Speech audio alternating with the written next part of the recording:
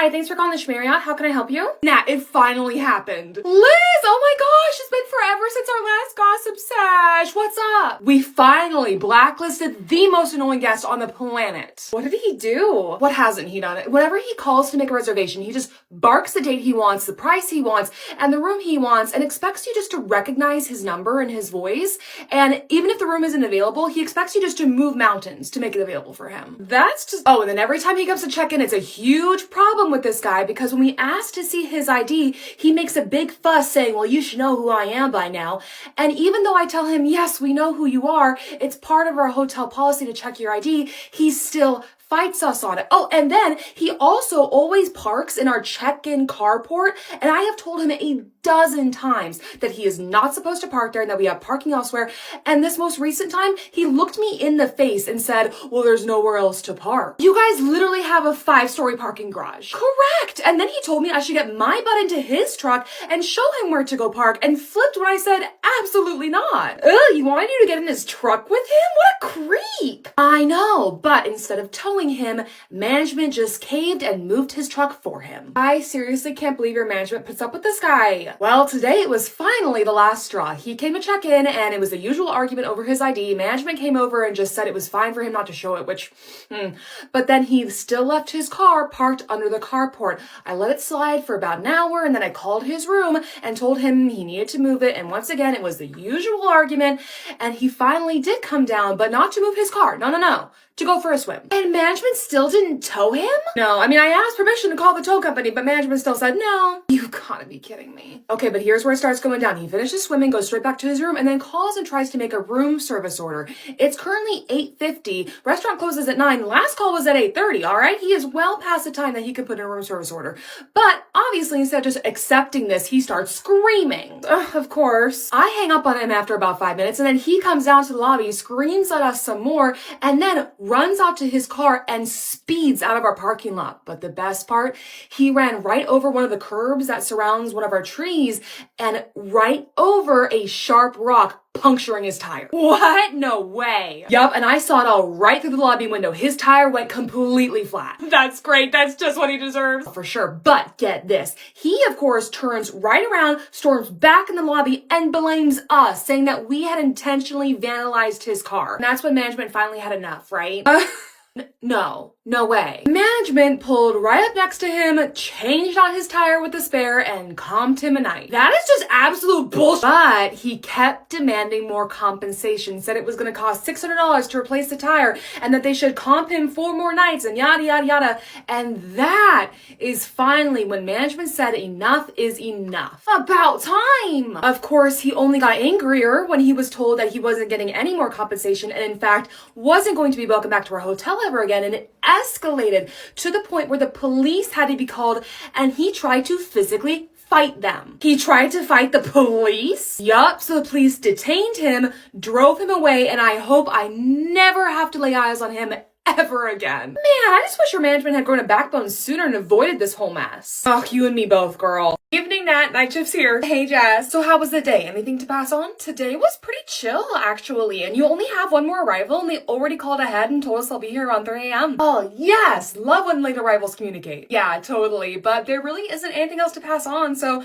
I'll be heading out. Good night. All right, Nat. Have a good night. All right, almost 3 a.m. That last late arrival should be here soon, but I can't really do much until I can run the audit, so I guess I'll start reading. Hi, I have a reservation. Oh, hi, just in time. Miss Smith, right? No, last name's Jones. Here's my ID and card. Oh, my apologies. I didn't see a new reservation pop up, and still nothing there. When did you make your reservation? About 10 minutes ago. Oh, okay, so it's probably just not showing up in the system yet. Why not? Well, who did you book the reservation through? I don't know, but I have a confirmation. See? Sure, let me see. Okay, yeah, so it is a third-party reservation. I'll keep refreshing. Sometimes it just takes a bit longer for a third-party reservation to show up in our system. What? Why? Well, it's kind of convoluted. Reservations made directly with the hotel will usually appear right away, but reservations made through a third party need to be imported and routed, and it's all just a lot that has to happen in the background, so it can take some time. Well, my husband and kids are waiting in the car, and it's almost 3 a.m. We want to get to sleep now. I understand. I'll just keep refreshing. Just please be patient. 1 more minute. Refreshing. Okay, great. There it is. Finally. All right, let me just swipe the card. Okay, perfect. Reservation's all checked in, and there are your keys, and the room number's just there for you. Thank you. Good night. Have a great night. Why did you tell them I'm the one that complained about them? Because you said they were being loud. Oh my god, but I'm traveling alone with my daughter. You told them our room number and that we complained about them? Do you understand how dangerous that could be for us? Oh my gosh. Ma'am, I am so very sorry. We can move your room for you, or I can make sure that I have security patrol your hallway more often, I didn't even want them to be called in the first place. I'm sorry. Oh my gosh. Well, I don't want to move my daughter to a different room in the middle of the night, so yeah, if you could send security up more often just in case. Yes, ma'am, I completely understand, and I will make sure that that happens. That's ridiculous. Sorry, ma'am. I didn't realize. It happens. We'll just continue on with the training. Oh my gosh. Yeah, the guest did go back to her room and file a complaint with corporate, so that's why the manager's here early and giving her the same talk that she gave you. Hey, I learned my lesson, okay? And at least I only said the room number to the actual guest who was staying in that room. Telling guests the exact room number of the person who's complaining about them? What was she thinking? She just wasn't. I mean, she's so nice, but yeah, no, she is literally the sweetest, but the elevator does not go all the way up to the top with that one. I mean, yeah. Hey Jess, morning shift's here. You're welcome. Hey Nat. What's up with you? Oh wait, you were training the new girl on overnight, right? Sure was. Uh-huh, and I'm guessing it didn't go well, did it? Nat, I'm not gonna lie. I thought you were exaggerating when you said she was impossible to train on day shift. Excuse you, I do not exaggerate. Yeah, no, I fully believe you. Now, well, what happened? And where is she? The manager is having a chat with her right now. Oh, really? What'd she do? Okay, and then after that, you just want to make sure that the count is zeroed out before you print the report. So are you feeling good about this one, Allison? Yeah, well, I think I'm still maybe a little confused.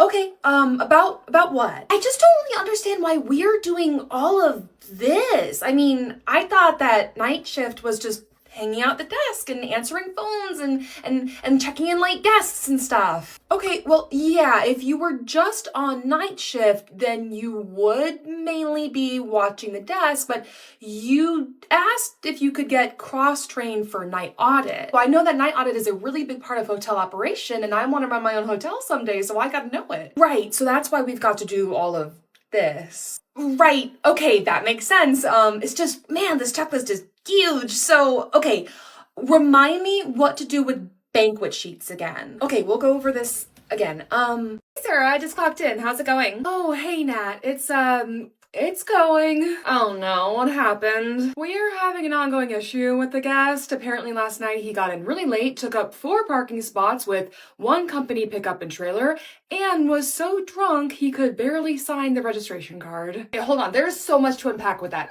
Let me get this straight. He drove his company car while intoxicated. Yup. Did we call the company's boss to let him know what his employee did? We already looked at the company and he's the owner. Of course he is. Oh, but that's not all. Of course it's not. He was supposed to check out this morning, but he's still in the room. What? Okay, are we sure that he's alive? Yes, he is. Every single time housekeeping has knocked on his door, he said he's leaving soon. Well, obviously he's not. It's 4 hours past checkout time. Yeah, but management has already authorized us to charge another night to his room, and we have gone ahead and upgraded the guest who was supposed to check into his room today. Oh, what a mess. But he's still planning on leaving today. Yeah, as far as I'm aware. Oh boy, I can't wait for this one.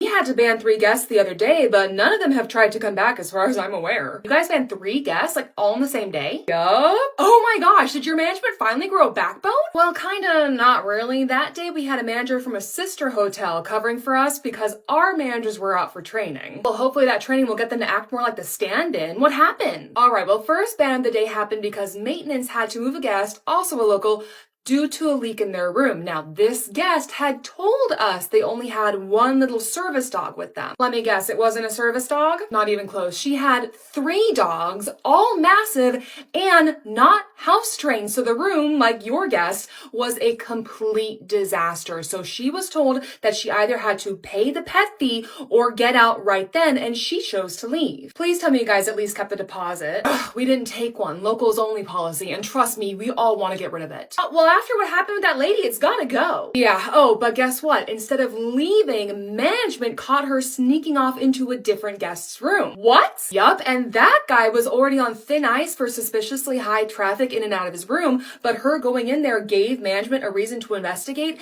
and they found that he'd been smoking all sorts of substances in the room, so he was told that he also had to leave. Jeez. But then we catch both that guy and dog lady sneaking off into yet another room. What? Yup, the manager did some investigating, realized that all 3 of them had checked in together, and bam, kick number 3. Oh my gosh, that's crazy. It took forever to get them out of the room. There was so much arguing and screaming, but we finally threatened to call the police, and that is finally what got them out. And Nat, the state of those rooms. Do I even want to know? Probably not, but I'm going to tell you anyway. You know that the first room with the dogs was a complete poop disaster. The second room that the guy had been in had so many substances smoked in it that we had to put it out of order and put in an ozone machine.